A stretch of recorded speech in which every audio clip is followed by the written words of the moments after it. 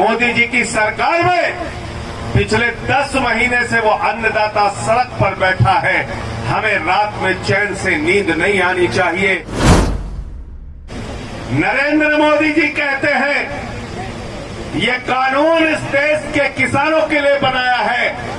मैं आपको कहना चाहता हूं, भारतीय जनता पार्टी की मोदी सरकार चंद पूंजीपतियों की गुलाम सरकार है और ये कानून उन गुलाम सरकारों ने अपने पूंजीपति मित्रों के लिए बनाया है।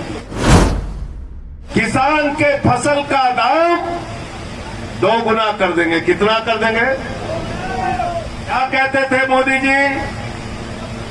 मैं तो चाय बेचते बेचते नरेंद्र मोदी जी रेल बेचने लगे, सेल बेचने लगे, कोल बेचने लगे। पहले लड़े थे गोरों से, पहले लड़े थे गोरों से।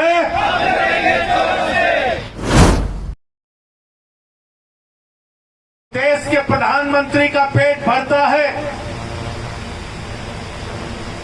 देश के मुख्यमंत्रियों का पेट भरता है, संसद में बैठने वाले सांसदों का पेट भरता है, विधानसभाओं में बैठने वाले विधायकों का पेट भरता है, माताओं बहनों का पेट भरता है, नौजवानों का पेट भरता है। इस मुल्क के 130 करोड़ लोगों का पेट भरने का काम करता है। मोदी जी की सरकार में पिछले 10 महीने से वो अन्नदाता सड़क पर बैठा है। हमें रात में चैन से नींद नहीं आनी चाहिए जब तक अन्नदाताओं के मुद्दे का समाधान न हो जाए और ये तीनों काला कानून वापस न हो जाए। जब ये कानून संसद में आया, हमसे लोगों ने कहा ये कानून है तीनों काला कानून, संजय सिंह जी इसका विरोध करना है। हम लोगों ने विरोध के लिए अपनी आवाज को बुलंद किया। आपको याद होगा, सारा विपक्ष एक तरफ था, सत्ता पक्ष एक तरफ था।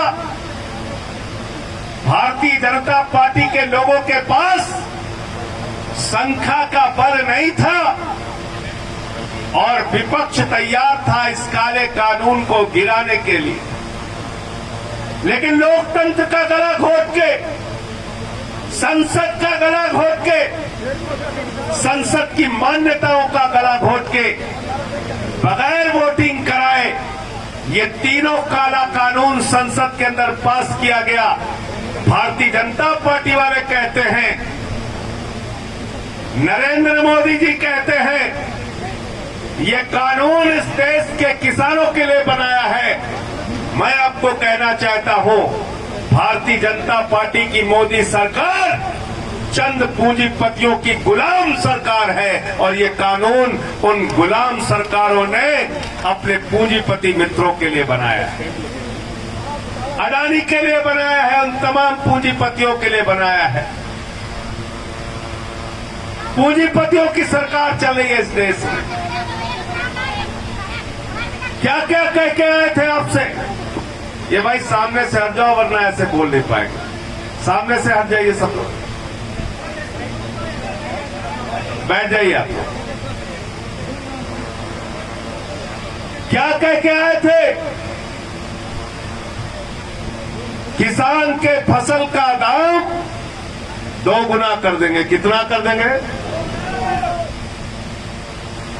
क्या कहते थे मोदी जी? मैं तो चाय बेचता हूं, चाय बेचता हूं। मुझे गरीब का दर्द मालूम है, किसान का दर्द मालूम है, नौजवान का दर्द मालूम है। मैं तो चाय बेचता हूं।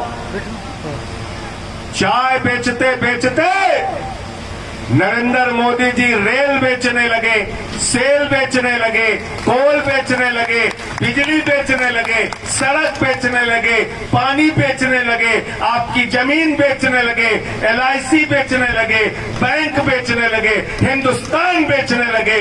चाय बेचते बेचते देश बेचने का काम करने लगे। बेच रहे कि नहीं बेच रहे?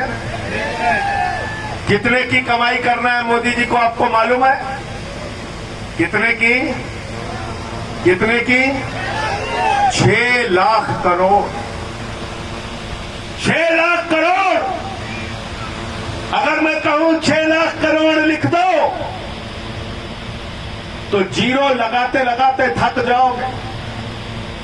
आपके बाप दादाओं ने, हिंदुस्तान के पुरखों ने अपनी कड़ी मेहनत से हिंदुस्तान की रेल बनाई, सेल बनाई, कोल बनाया, बीपीसीएल बनाया, सड़कें बनाई, बिजली बनाई, पानी बनाया। और मोदी जी उस सबको बेचने पे लगे हैं, बेचने पे। कितना बेच रहे हैं? 6 लाख करोड़। हम लोगों क्या उत्तर प्रदेश में कहते हैं, बाप की संपत्ति बढ़ाने वाला सपूत कहलाता है। क्या कहलाता है? और बाप की संपत्ति को बेच के दारू पीने वाला क्या कहलाता है? कपूत। क्या कहलाता है? जोर से बोलिए। कपूत कहलाता है। बाप की संपत्ति को बेचकर जुआ खेलने वाला क्या कहलाता है? कपूत कहलाता है।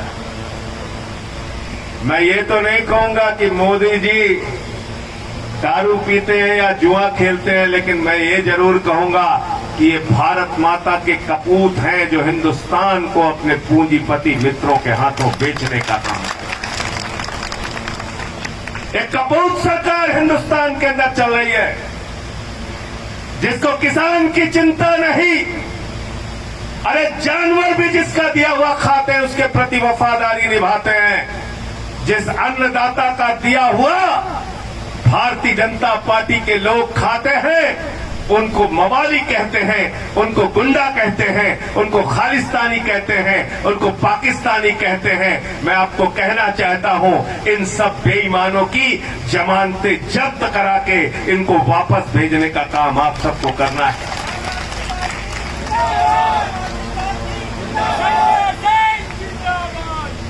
और ऐसा नहीं कि कांग्रेस को पता नहीं था। कांग्रेस शुरुआत करती है, भाजपा वाले आगे बढ़ाते हैं। मिला जुला खेल चलता है। बगल में पंजाब है, 22 में पंजाब वाले कांग्रेस पार्टी को पंजाब से विदा करेंगे और उसके बाद 23 में राजस्थान वाले कांग्रेस पार्टी को राजस्थान से विदा करेंगे। करना है कि नहीं करना है? हमसे लोग कहते हैं उत्तर प्रदेश आप आ गए, अच्छा खासा योगी जी का मामला चल रहा था, बिगाड़ दिया आपने। कहने लगे आम आदमी पार्टी लड़ेगी तो विपक्ष का वोट फट जाएगा, भारतीय जनता पार्टी को फायदा हो जाएगा।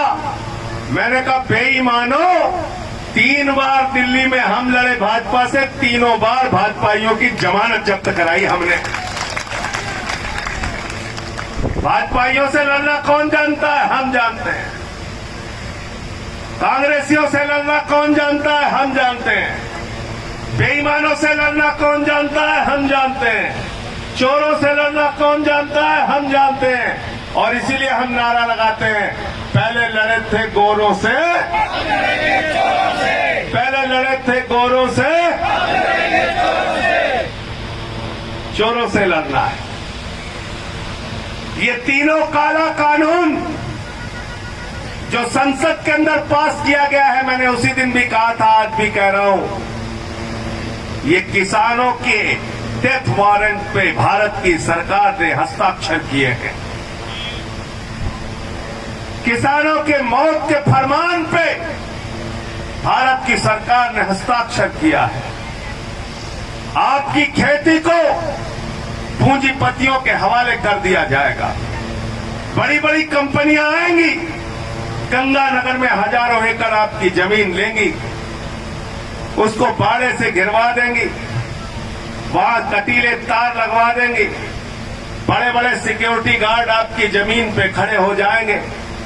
उस जमीन के अंदर क्या पैदा किया जाएगा, ये कंपनी का मालिक तय करेगा। आज जो शान से मूंछ तान के जाते हो, अपने जमीन में घूम के चले आते हो, कहते हो खेत में धान लगा दिया, गेहूं लगा दी, सब्जी लगा दी, वो तुम्हारा स्वाभिमान और सम्मान खत्म हो जाएगा। अडानी के खेत में घुसने की कोशिश करोगे तो डंडा लेके वहां सिक्योरिटी गार्ड जो खड़ा है तुम्हारे ही खेत से तुमको दौड़ाने का काम करेगा। इसलिए मैं कहना चाहता हूं, ये भारत माता का सौदा करने का कानून इस तीनों काले कानून में किया गया है, इसलिए हम इसका विरोध कर रहे हैं। इस धरती माता का सौदा किया गया है। इस जमीन को प्राइवेट कंपनियों के हाथों में बेचने का काम करने की योजना बनाई गई। जो जमींदारी प्रथा खत्म हुई थी, उस जमींदारी प्रथा को दोबारा लाने का काम नरेंद्र मोदी कर रहे हैं। ये इस काले कानून के अंदर लिखा है। मंडियां खत्म, समर्थन मूल्य खत्म। कहते हैं समर्थन मूल्य जारी रहेगा, समर्थन मूल्य जारी रहेगा।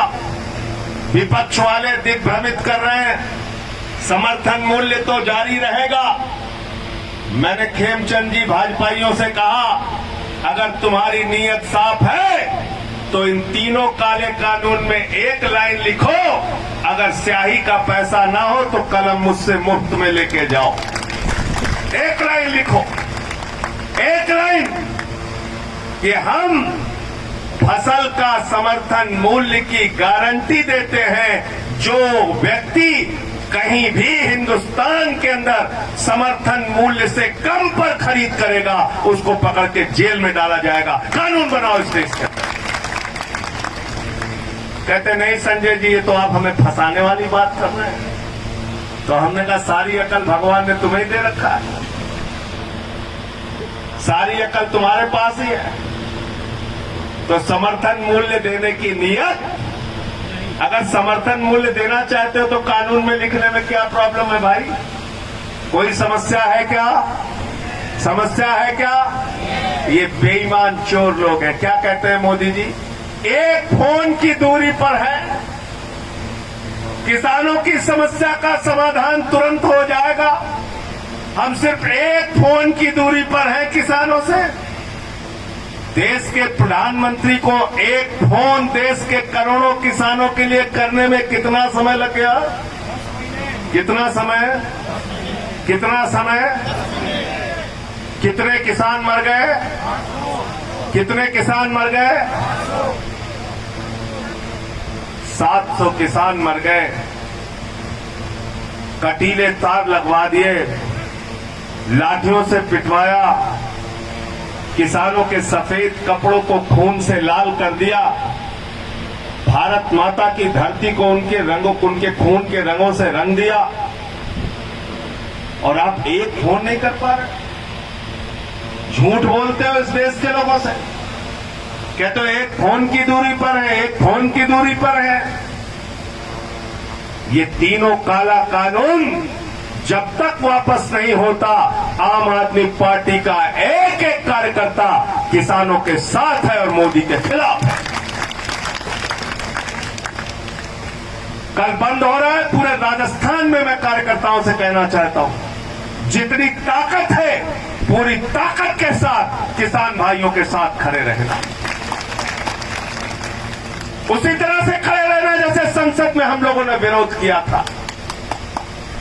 मैंने माइक तोड़ा तो भाजपा ही रोने लगे, संजय सिंह ने माइक तोड़ दिया, संजय सिंह ने माइक तोड़ दिया। मैंने कहा भाजपाइयों, मैंने माइक तोड़ा, तुमने मुझे निलंबित किया, तुमने किसानों की हड्डियां तोड़ी है, तुम्हारी सरकार को भी निलंबित होना चाहिए, तुमको सत्ता में रहने का अधिकार नहीं। निलंबित करो, करना है तो जो कार्रवाई करना है करो। जब तक इस देश की संसद में रहूंगा, इस देश के किसानों की, नौजवानों की, मजदूरों की आवाज को बुलंद करता रहूंगा, उसमें चुप रहने वाला नहीं। अभी खेमचंद जी जिक्र कर रहे थे मुकदमों का। हमारे छोटे भाई करणवीर तिवाना जी बता रहे थे योगी जी ने इतने मुकदमे लिख दिए, 1 महीने में 9 मुकदमे लिखे। जब बाबा जी ने 9 मुकदमे लिखे तो विधानसभा का सत्र चल रहा था, मैं जाके विधानसभा के अंदर ही बैठ गया। मैंने कहा बाबा जी आ गया हूं, अब गिरफ्तार कर लो। बोले नहीं, कर नहीं पाऊंगा। इसलिए आम आदमी पार्टी के राजस्थान के कार्यकर्ताओं से मैं कहना चाहता हूं, 5 महीने का इंतजार कर लो। जैसे ही उत्तर प्रदेश के चुनाव से खाली होगा, पूरा झंडा डंडा लेके यही राजस्थान में बैठूंगा।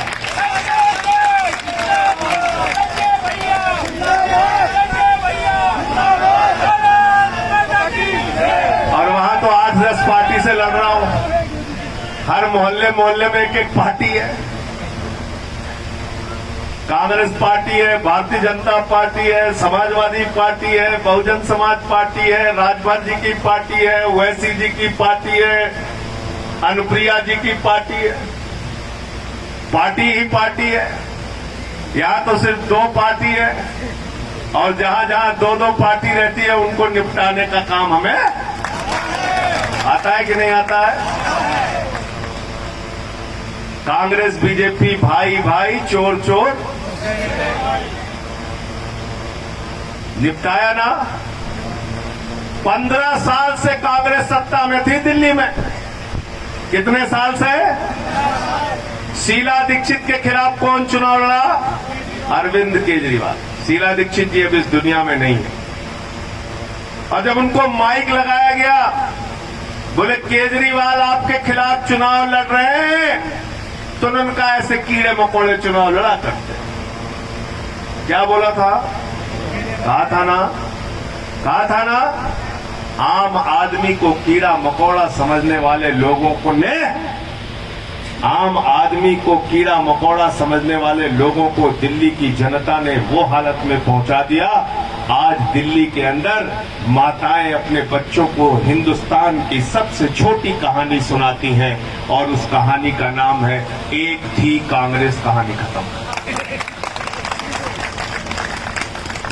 कितनी सीट आई कांग्रेस की? कितनी आई? कई बार आई? बच्चे जब फेल होते थे 5वीं में, तो गुरुजी लोग 1 0 नहीं लिखते थे, लिखते थे 20 नंबर ऊपर 2 0। लिखते हैं कि नहीं लिखते? तो 2-2 बार 0 लगा दिया आम आदमी पार्टी ने कांग्रेस के नाम। तो कांग्रेस वाले आज जो यहां आपकी सभा नहीं होने दे रहे हैं, उनको बता देना कि हम लोग 23 में आ रहे हैं, और तब तुमसे बात करेंगे सामने सामने बैठ के। जितना अत्याचार करना है कर लो, तुम्हारा भी दिन पूरा होने वाला है।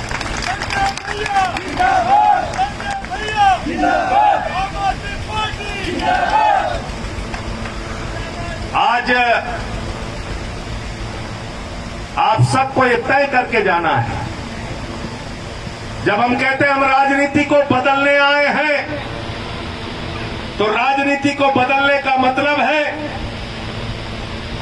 हम राजस्थान में भी अच्छे स्कूल चाहते हैं, हम राजस्थान में भी अच्छे अस्पताल चाहते हैं, हम राजस्थान में भी किसानों के फसल का दाम चाहते हैं। हम राजस्थान में नहीं चाहते कि 2-4 हजार भर्तियों के लिए 32 लाख 33 लाख लोग बच्चों को लाइन में लगना पड़े। हम नौजवानों को रोजगार देना चाहते हैं, हम नौजवानों को मुख्य धारा में लाना चाहते हैं। आज दिल्ली के स्कूलों की चर्चा विदेशों में हो रही, दिल्ली के अस्पतालों की चर्चा विदेशों में हो रही है। राष्ट्रपति ट्रंप की बेटी हिंदुस्तान आती है तो वो कहती है हमें केजरीवाल का स्कूल देखना है, कैसे बना। ये काम आम आदमी पार्टी ने करके दिखाया है। मोहल्ला क्लिनिक बनाया, सरकारी स्कूल बनाए, उन सरकारी स्कूलों में आपके बच्चों के लिए एयर कंडीशन कमरे बनाए, स्विमिंग पूल का निर्माण कराया, एथलीट के ग्राउंड बनाए। आज दिल्ली का सरकारी स्कूल पूरी दुनिया में एक अच्छे स्कूल का उदाहरण प्रस्तुत करता है। ये राजनीति हमने की। कुछ लोग कहते हैं केजरीवाल जी आपको राजनीति नहीं आती, हमको विधायकों को तोड़ने वाली राजनीति नहीं आती, लेकिन हमको मोहल्ला क्लिनिक कैसे बनाना है, दवा मुफ्त कैसे देनी है, इलाज मुफ्त कैसे देना है, ये राजनीति हमें आती है। हमको 2G का घोटाला करने की राजनीति नहीं आती, कोयला का घोटाला करने की राजनीति नहीं आती, लेकिन माताओं और बहनों को बस की यात्रा फ्री कैसे देनी है, ये राजनीति हमको आती है। हमको गुंडागर्दी की राजनीति नहीं आती, हमको माफियागिरी की राजनीति नहीं आती, लेकिन 200 यूनिट बिजली फ्री कैसे देना है और 400 यूनिट बिजली आधे दाम पर कैसे देना है, ये राजनीति सिर्फ हमको आती है। हमको हिंदू मुसलमान करने की, समाज को बांटने की राजनीति नहीं आती है, लेकिन राजस्थान के अंदर किसान को उसके फसल का दाम कैसे मिलेगा, ये राजनीति हमको आती है। ये राजनीति हम सिखाएंगे। आज महिलाओं को सुरक्षा देने के मामले में दिल्ली सिर्फ हिंदुस्तान का ही नहीं, पूरे दुनिया का नंबर 1 का शहर है। नंबर 1 का शहर जहां पे सबसे ज्यादा सीसीटीवी कैमरे लगे हैं माताओं बहनों की सुरक्षा के लिए। हिंदुस्तान का एक भी शहर इतने सीसीटीवी कैमरे से कवर नहीं हुआ जितना दिल्ली में करके देखा है। तो ये राजनीति हमको आती है। विधायकों को कैसे खरीदा जाता है, ये राजनीति अमित शाह को आती है। ये राजनीति गहलोत साहब को आती है। गहलोत साहब ने पूरी बीएसपी खत्म कर दी कि नहीं कर दी?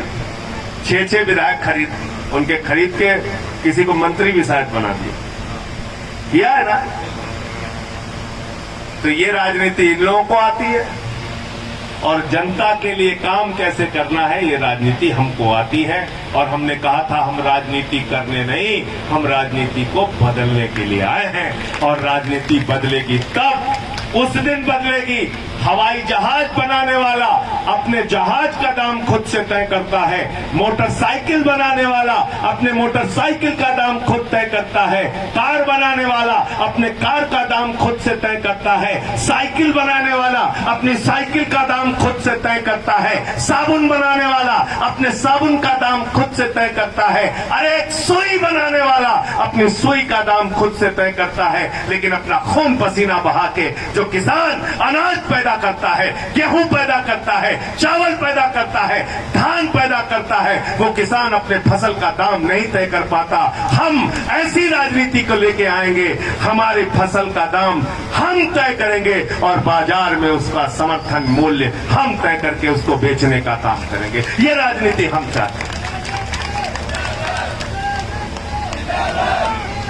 और इस राजनीति के लिए आप सबका साथ चाहिए, आप सबका साथ चाहिए। मिलके एक नया हिंदुस्तान, एक नया राजस्थान, एक ऐसा राजस्थान जो राजस्थान उदाहरण बने पूरे देश और दुनिया में, और जहां पर चर्चा हो इस बात की कि अब आम आदमी पार्टी आई है तो बदलाव लाएगी।